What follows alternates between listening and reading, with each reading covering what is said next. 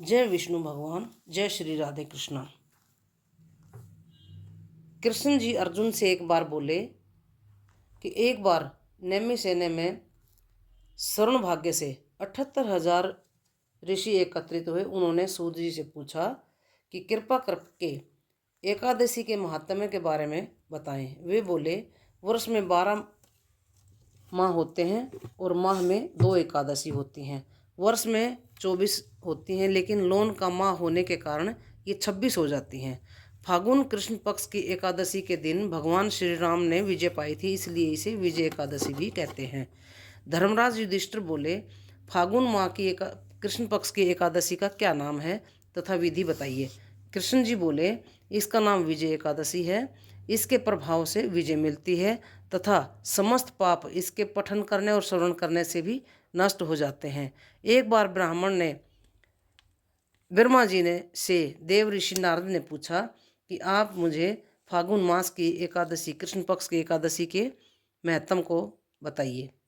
ब्रह्मा जी बोले, ये व्रत प्राचीन व नवीन सभी पापों को नष्ट करने वाला होता है। इसकी विधि मैंने आज तक कभी किसी से नहीं कही। ये समस्त मानव को विजय प्रदान करता है। जब श्री राम जी 14 वर्ष का वनवास करने के लिए पंचवटी में निवास कर रहे थे, तो पापी रावण ने सीता जी का हरण कर लिया था, जिसके कारण वे दोनों भाई बहुत ही व्याकुल हुए और सीता की खोज के लिए चल पड़े। कथा अनुसार राम जी की सुग्रीव से मित्रता हुई, वहाँ बाली का वध किया। हनुमान जी ने सीता का पता लगाया, जिससे उनकी गहरी मित्रता हो गई। श्री राम ने वानरों की और भालुओं की सेना लेकर के लंका की ओर प्रस्थान किया।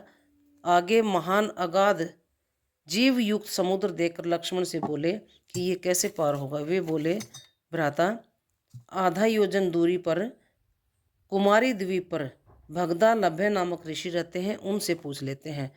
वहाँ जाकर पूरा वर्णन सुनाया।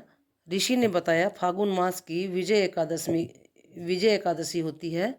तुम उसका व्रत करो, अवश्य करो, और तुम्हारे अवश्य जीत होगी और समुद्र पार भी होगा। व्रत करने के लिए किसी भी धातु का, किसी भी तरह का, या चाहे मिट्टी का कलश लेकर के उसे जल से भर के उस पर 7 पल्लव रख के, सतनजा यानी 7 प्रकार का अनाज रख के, धूप दीप नैवेद्य से संपूर्ण दिन कलश के आगे बैठ करके पूजा करें। रात्रि को जागरण भी करना चाहिए। अगले दिन द्वादशी को कलश को ब्राह्मणों को अर्पित कर दें। हे राम, यदि तुम सेनापतियों के साथ भी ये व्रत करोगे तो अवश्य तुम्हारी जीत होगी। अतः हे राजन, जो भी इस व्रत को विधि पूर्वक करेगा, दोनों लोकों में उसकी विजय होगी। ब्रह्मा जी नारद जी से बोले, पुत्र, जो भी ये व्रत को करता है, इसके महात्म्य को कहता या सुनता है, तो अनेकों यज्ञों का फल उसको मिलता है, विष्णु लोक को जाता है। और पूरा दिन इस व्रत के दिन ओम नमः शिवाय का जाप करना चाहिए। जय श्री कृष्ण राधे, जय श्री विष्णु जी।